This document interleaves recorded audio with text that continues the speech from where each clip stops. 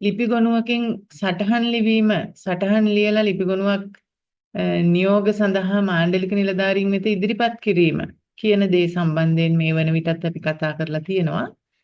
එහෙමනම් අද අපි ලිපි සකස් කිරීම කියන දේ ගැන කතා කරමු. මොකද ලිපි ගොනුකරණය ගැන කතා කරනකොට අපිට ඒකත් එක්කලා යන තවත් ඊටාම වැදගත් කොටසක් තමයි ගොනුවෙන් ලිපි බැහැරට යැවීම කියන දේ.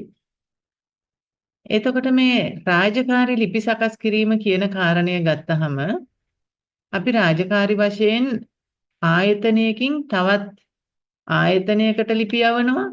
ආයතනය තුලම අවශ්‍ය අවස්ථාවලදී ආයතනයේ තුලම අනිකුත් නිලධාරීන්ට ලිපි යවනවා. ඒ වගේම ආයතනයෙන් බැහැරට බාහිර මහ ජනතාව වෙත ලිපි යවනවා.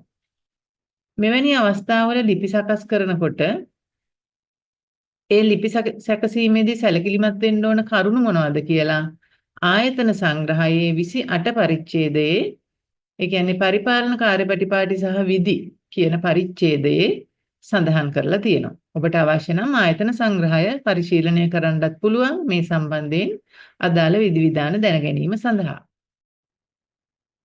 හොඳයි. මුලින්ම අපි රාජකාරී ලිපියක ප්‍රධාන කොටස් මොනවද කියන එක සම්බන්ධයෙන් අවධානය යොමු කළොත් ආයතනයේ ලිපිනය තියෙන්න ඕනේ. එහෙමනම් අපි ආයතනයේ ලෙටර් හෙඩ් එකේ ලියුමක් සකස් කරන්නේ. එහෙමනම් ලෙටර් හෙඩ් එකේ ලිපිනය තියෙනවා. ඊළඟට දිනය තියෙන්න ඕනේ.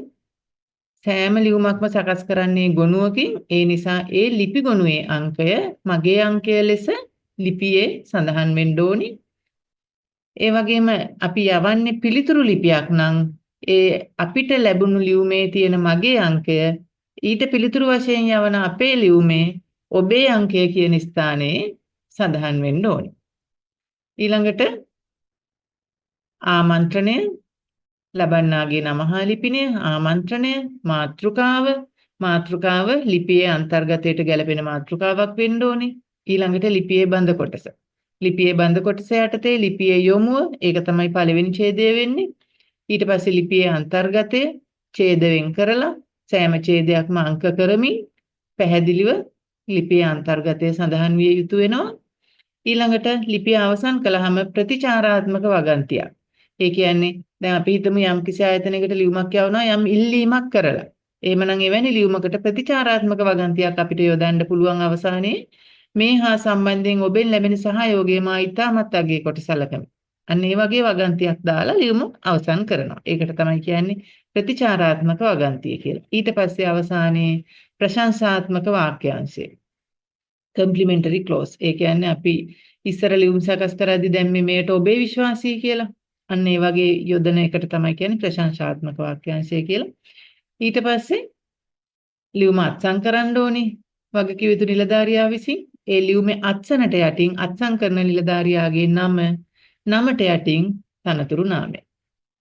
ඊට යටින් තියෙන්න ඕනේ ලිපිය අත්සන් කරන නිලධාරියාට කෙලින්ම ආමන්ත්‍රණය කළ හැකි දුරකථන අංකය, ෆැක්ස් අංකය සහ ඊමේල් ලිපිනය.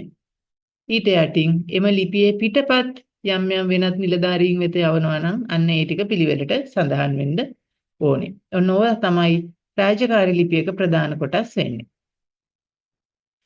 එහෙමනම් රාජකාරී ලිපියක් සකස් කිරීමේදී පිළිපැදිය යුතු නියමයන් මොනවද කියලා අපි අවධානය යොමු කළොත් ආයතන සංග්‍රහය අනුව සෑම ලිපියක්ම එක් කරුණකට පමණක් සීමා කළ යුතු වෙනවා. ඒ වගේම ලිපියක දිනය යොදන්න ඕනේ ලිපිය අත්සන් කරන නිලධාරියා එම ලිපිය අත්සන් කරන අවස්ථාවේදී. කලින් ලිපි ගනුදෙනු කළ විෂයකට අදාළව නම් එම පෙර ලිපි ගනුදෙනුව ගැන සඳහන් කරන්න ඕනේ. ඡේද වෙන් කරන්න ඕනේ. සෑම ඡේදයක්ම අංක කරන්න ඕනේ. කාරණයට අදාළ වෙන්න ඕනේ.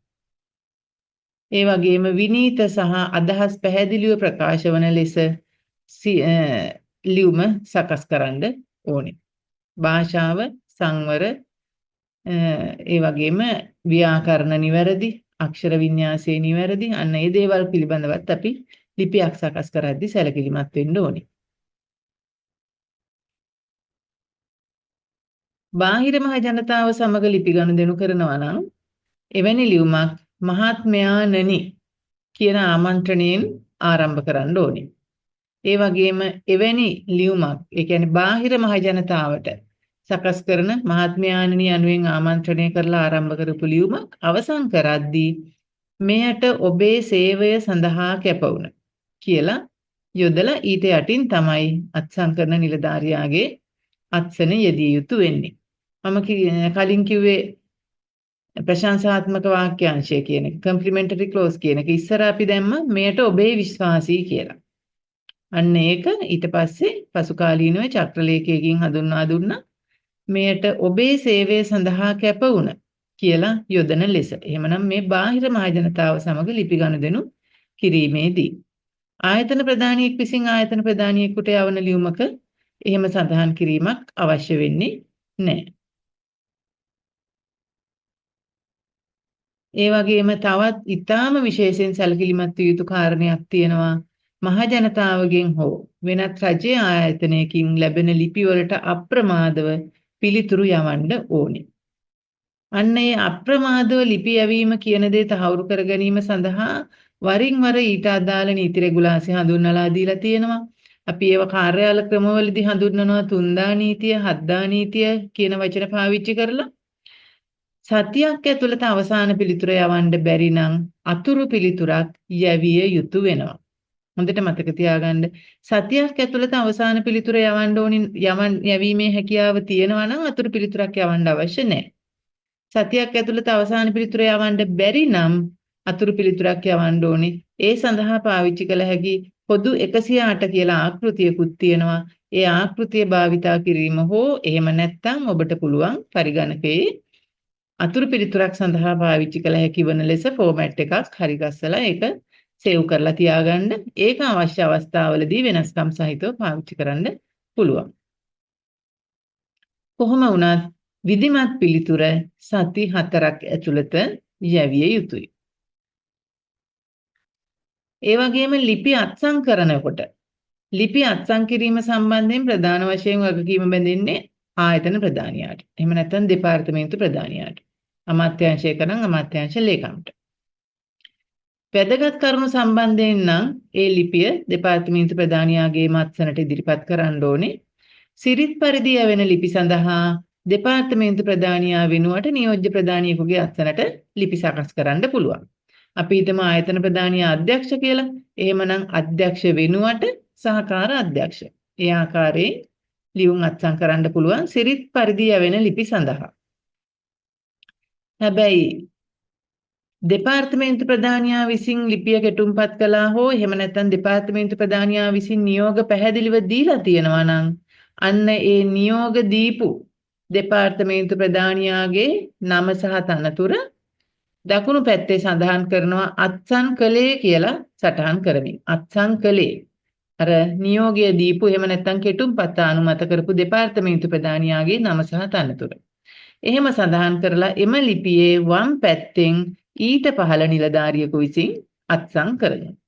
මේ විදිහට අත්සන් කරන්න පුළුවන් වෙන්නේ. ඒ කියන්නේ අත්සන් කළේ කියලා ඉහළ නිලධාරියාගේ නම සහ තනතුර සඳහන් කරන්න පුළුවන් වෙන්නේ එම ඉහළ නිලධාරියා විසින් ලිපියේ කෙටුම්පත අනුමත කරලා තිබෙනවා නම්. එහෙම නැත්නම් නියෝග පැහැදිලිව දීලා තිබෙනවා නම් පමණයි.